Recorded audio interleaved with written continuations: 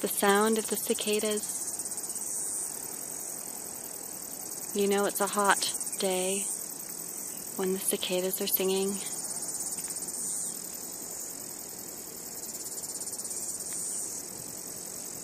And I've just had another really lovely walk up the mount, and now I'm going down the four-wheel drive track.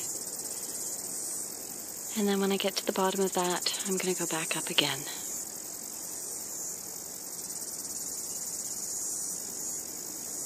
Training is hard work, but how lucky am I to have this as my training ground.